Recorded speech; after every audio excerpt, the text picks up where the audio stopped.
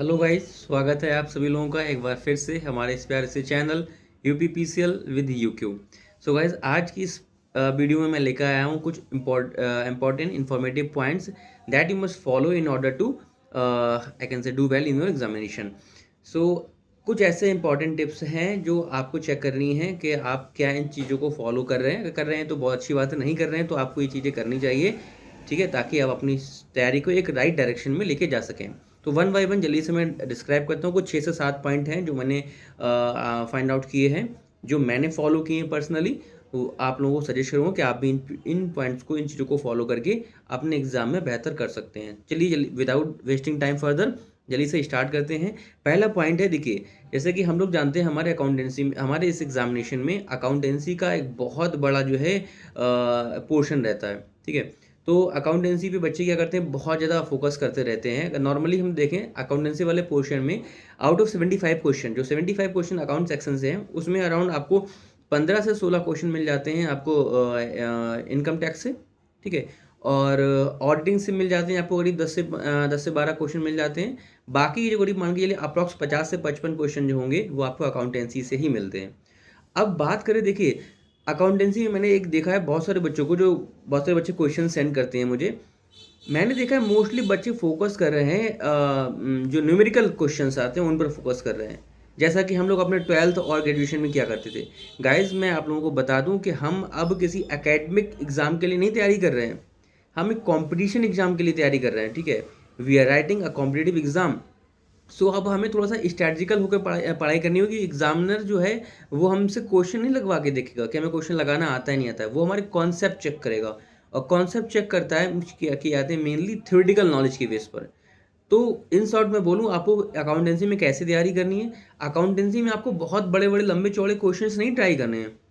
हाँ, कुछ basic basic से क्वेश्चन जो है, ठीक है, हर टॉपिक का एक एक दो दो क्वेश्चन आप लगा के देख लो, मतलब बेसिक टू मॉडरेट लेवल का, ठीक है। और मेनली फोकस जो आपको करना है वो थ्योरेटिकल नॉलेज पे फोकस करना है। जैसे कि डायरेक्टर प्रिंसिपल्स ऑफ अकाउंटिंग क्या है, और क्या बोलते हैं उसके, जो theory basis of accounting, accounting standard हो गए, ठीक है, डबल एंट्री सिस्टम हो गया, जर्नल हो गया, ठीक है, डिफरेंट काइंड्स ऑफ बुक्स हो गया, ठीक है। तो ये सारी चीज़ें जो है, जो फाइनल अकाउंट्स हमारे चैप्टर है वो तो बहुत ज़्यादा इंपॉर्टेंट है।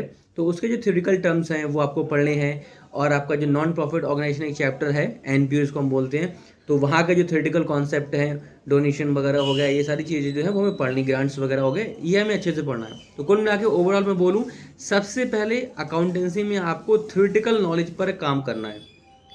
आप न्यूमेरिक की बात करूँ मैं, तो हर एक टॉपिक के एक एक दो question basic to moderate level के बस लगा लीजिए। इससे ज़्यादा की हमें ज़रूरत नहीं है यार। 1 नंबर का एक क्वेश्चन हुआ है, 1 नंबर में अब आपका कैपिटल एडजस्टमेंट तो पूछ नहीं लेगा वो, ठीक है। 1 नंबर में आपका कैश फ्लो तो पूछ नहीं लेगा वो।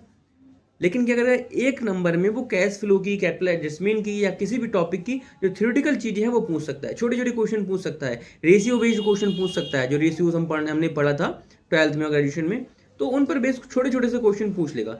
मेनली वो न्यूमेरिक थ्योरेटिकल क्वेश्चन पे फोकस करता है। तो हर एक सब्जेक्ट का, सॉरी, हर एक चैप्टर का थ्योरेटिकल नॉलेज आपका बहुत स्ट्रांग होना चाहिए। जितना आप थ्योरी को अच्छे से पढ़ लोगे उतना आपका कॉन्सेप्चुअल नॉलेज बढ़ जाएगी।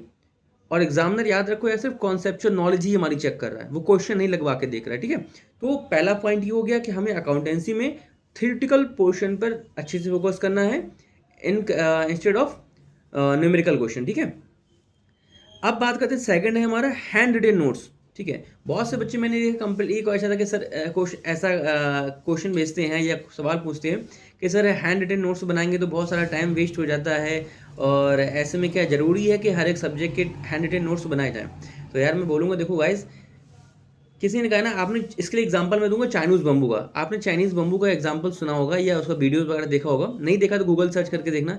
चाइनीज़ बम्बू का जो पेड़ होता है, बांस का जो पेड़ होता है, कहते हैं वो उसको उगने में, इनके बड़ा होने में कई साल लग जाते हैं। उसको जब वो जमीन में बोया जाता है तो करीब 25 से 30 साल तक उसका जो क्या होता है, अंकुर होता है, वो ऊपर निकलता ही नहीं है। लेकिन कई साल के बाद जब उसका अंकुर निकलता है, तो अंकुर निकलने के just with in 30 to 40 days वो करीब 25 से 30 फीट की लंबाई को अचीव कर लेता है, सिर्फ 30 से 40 दिन में। तो जो 25 से 30 साल वो ज़मीन में दबा रहा, तो उस बीच में वो क्या कर रहा था, अपनी जड़ों को मजबूत कर रहा था। वो जो बीज था वो अपनी जड़ों को मजबूत कर रहा था। और जब जड़ें मजबूत हो गई तो विद इन 30 to 40 डेज वो उसने 20 मीटर की लंबाई को अचीव कर लिया। तो वही मैं कहना चाह रहा हूँ इन शॉर्ट कि आप हैंड रिटन नोट्स बनाएंगे तो इनिशियली आपको टाइम लगेगा, बट दैट डजंट मैटर यार। आप इनिशियली थोड़ा सा टाइम दे रहे हो, लेकिन बाद में एग्जाम टाइम पर वो आपके जो हैंड रिटन नोट्स होंगे, आप सेम चीज़ को मल्टीपल टाइम्स पढ़ रहे होगे ना, तो आपको बहुत ज़्यादा मेहनत नहीं करनी पड़ेगी और आपके कॉन्सेप्ट बहुत जल्दी से तैयार हो जाएंगे और बहुत अच्छे से तैयार हो जाएंगे। ठीक है, अगर आप विदाउट नोट्स पढ़ रहे हो तो यार मान के चलो कि आपके कॉन्सेप्ट पे अच्छी पकड़ नहीं बन पाएगी और आपको बहुत ज़्यादा टाइम वेस्ट करना पड़ेगा। ठीक है, तो पहला हो गया हमारा अकाउंट में हमें थ्योरेटिकल पोर्शन पढ़ना है, दूसरा हो गया हमारा हैंड रिटन नोट्स बनाने हैं हमें। ठीक है, अब बात तीसरा है हमारा 2 डेज मास्टर रिवीजन। ठीक है, मैंने ऐसा देखा है बहुत से बच्चे ऐसे हैं जो वीक के 7 दिन पढ़ते रहते हैं, महीने के 30 दिन आगे बढ़ते रहते हैं। ठीक है, 30 दिन में 30 चैप्टर कंप्लीट कर रहे हैं या 50 चैप्टर कंप्लीट कर रहे हैं, दैट डजंट मैटर यार। आप भले ही 30 दिन में 20 चैप्टर कंप्लीट करो, लेकिन 2 दिन का मस्ट रिवीजन आपको रखना है। 2 दिन का मस्ट रिवीजन आपको रखना है, यानी कि जो आप हैंड रिटन नोट्स बनाते चल रहे हो, अभी मैंने जो बताया, आपको उनको रिवीजन करते चलना है प्रॉपरली वीकेंड में, यानी कि सैटरडे संडे में आपको उनका रिवीजन करते चलना है प्रॉपर।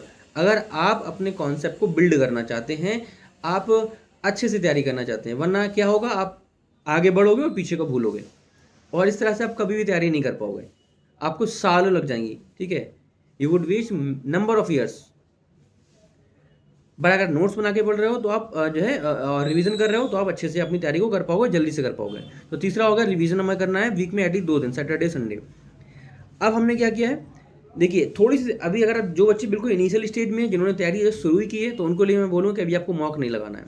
लेकिन जो बच्चे तैयारी कर रहे हैं यानी जिन्होंने पिछले साल का अटैम्प्ट दिया था या जो पिछले 4-6 महीने से या 3-4 महीने से तैयारी कर रहे हैं, तो उनको क्या करना है, उनको एटलीस्ट एक मॉक अभी लगाना स्टार्ट करना है। आपको 1 मॉक पर वीक आपको लगाना है और मॉक लगाने से ही काम नहीं खत्म हो रहा है, मॉक लगाने के बाद आपको प्रॉपर एनालिसिस भी करना है। फॉर एग्जांपल मॉक तो आपका 1.5 घंटे का होगा। ठीक है, तो 1.5 घंटे आपने मॉक लगाया, लेकिन आपको कम से कम 1.5 से 2 घंटे उसको एनालिसिस करने में भी देना है। ठीक है, 1.5 से 2 घंटे आपको उसको एनालिसिस करने में भी देना है।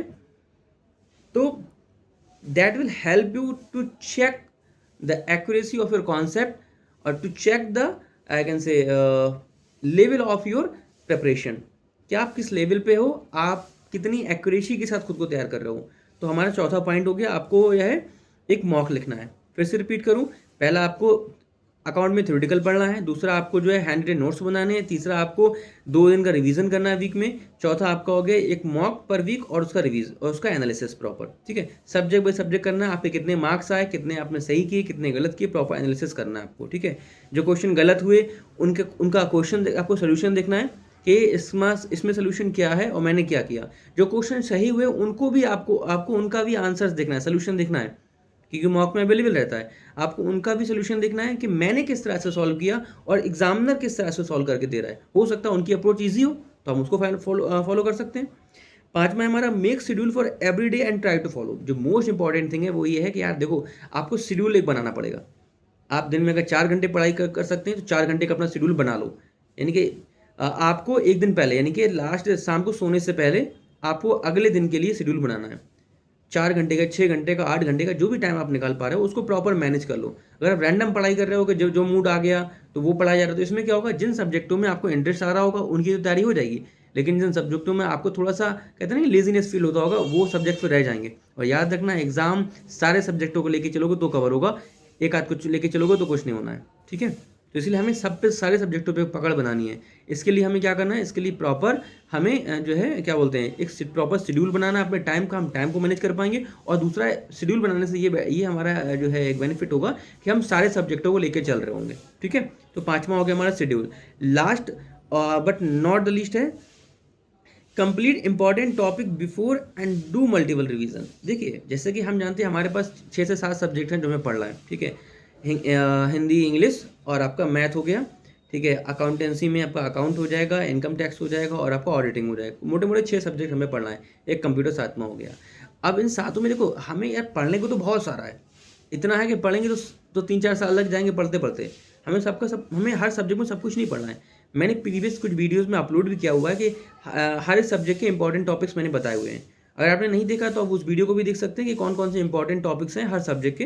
तो आप क्या करो पहले, क्योंकि अभी एग्जाम नहीं आया यार, ठीक है, नोटिफिकेशन नहीं आया कुछ भी, तो आप क्या करो हर सब्जेक्ट के पहले इंपॉर्टेंट टॉपिक्स नोट डाउन कर लो कॉपी में अपनी, ठीक है, जो मैंने वीडियो में बताए हुए आप वहाँ से भी कर सकते हो। पहले आप उन इंपॉर्टेंट टॉपिक्स को कवर कर लो अपने, और उन इंपॉर्टेंट टॉपिक्स को मल्टीपल टाइम रिवीजन करना शुरू कर दो। तो इधर आपके जब इंपॉर्टेंट टॉपिक्स कंप्लीट हो जाएंगे, साथ में आप उनका रिवीजन कर रहे होगे। अब उसके अलावा जो एडिशनल हमारे टॉपिक बचे हुए हैं हर सब्जेक्ट में, आप रिवीजन के साथ में उन जो एक्स्ट्रा टॉपिक है उनको कवर कर सकते हो। तो ये होता है कि स्मार्ट वे तैयारी करने का, ठीक है। हमें घोड़े वाली मेहनत करनी है। क्या किसी ने कहा ना, घोड़ा दिन भर गधा दिन भर मेहनत करता है, शाम को सूखी घास मिलती है उसको खाने को। और गधा सिर्फ घोड़ा जो होता है मालिक को सिर्फ मॉर्निंग में 10 से 15 मिनट और इवनिंग में 10 से 15 मिनट वॉक पे ले जाता है, और दिन भर मस्त अस्तबल में बैठ के चने खाता है। तो घोड़ा क्या कर रहा है, स्मार्ट वर्क कर रहा है, गधा क्या कर रहा है, हार्ड वर्क कर रहा है। तो हमें घोड़े वाला काम करना है। तो जो है क्या बोलते हैं, हमें स्मार्ट वर्क करना है। स्मार्ट वर्क ये है, पहले इंपॉर्टेंट टॉपिक्स कवर कर लो, और उसके बाद इसका जब हम रिवीजन कर रहे होंगे तो उसके साथ साथ हम एडिशनल टॉपिक करते चलेंगे। तो दैट्स ऑल। कुल मिला के 6 पॉइंट थे, फिर से मैं लास्ट टाइम रिपीट कर दूँ। अकाउंटेंसी में हमें थ्योरेटिकल पढ़ना है, हैंड रिटन नोट्स बनाने हैं, उनका रिवीजन भी करते चलना है। वीक में पर डे एटलीस्ट 2 दिन का रिवीजन करना है। आपको एक मॉक पर वीक लिखना है और साथ में उसका एनालिसिस भी करना है कंपलसरीली। 5वां पॉइंट है हमारा, आपको प्रॉपर शेड्यूल बनाना है, उसके अनुसार आपका टाइम मैनेजमेंट करना है और पढ़ाई भी करनी है उसी के आधार पर। 6ठा है हमें जो है क्या बोलते हैं, इंपॉर्टेंट टॉपिक्स को पहले पढ़ना है, ठीक है, और उसके साथ में रिवीजन के साथ में छोटे टॉपिक को लेकर चलेंगे। तो कुल मिला के 6 पॉइंट्स मैंने बताए हैं। आप उम्मीद है आपने इनको अपनी कॉपी में नोट डाउन किया होगा, नोट डाउन कर लो अगर नहीं किया है, और आपको ये वीडियो हेल्पफुल लगा होगा। तो that's all for the guys. अगर आपको वीडियो हेल्पफुल लगता है तो प्लीज़ एटलीस्ट लाइक जरूर किया करो। इससे क्या होता है, एक मोटिवेशन मिलता है आप लोगों को और ज़्यादा काम करने का, ठीक है। आप लोग लाइक करते हो तो अच्छा लगता है, लाइक किया करो, कमेंट्स भी जरूर किया करो। अगर आपकी और भी कुछ रिक्वायरमेंट्स हैं और भी कुछ आप एक्स्ट्रा एक्सपेक्ट करते हैं मुझसे, कुछ और एक्स्ट्रा इन्फॉर्मेशन आप चाहते हैं कि मैं आपको दूँ, तो वीडियो के नीचे कमेंट किया करो कि मुझे ये इन्फॉर्मेशन चाहिए, या इस चीज़ को हम कैसे करें, ठीक है। तो उससे मैं आपको आपकी हेल्प कर पाऊंगा, और आपकी क्वेश्चंस के अकॉर्डिंग, आपकी क्वेरी के अकॉर्डिंग मैं आपको वीडियोस में हेल्प कर पाऊंगा, ठीक है। इसके अलावा हमारा व्हाट्सअप ग्रुप भी, आप वहाँ भी में ज्वाइन कर सकते हैं। व्हाट्सअप ग्रुप का लिंक मैं वीडियो के नीचे डिस्क्रिप्शन में दे दूंगा, या आपको प्रीवियस जो वीडियो है उनके भी डिस्क्रिप्शन में आपको व्हाट्सअप ग्रुप का लिंक हमारा मिल जाएगा। तो आप वहाँ भी हमारे ग्रुप को ज्वाइन कर सकते हैं, वहाँ भी आप अपनी क्वेरीज पोस्ट कर सकते हैं। So that's all for the guys. मिलते हैं अगली वीडियो में। Till then take care, bye bye.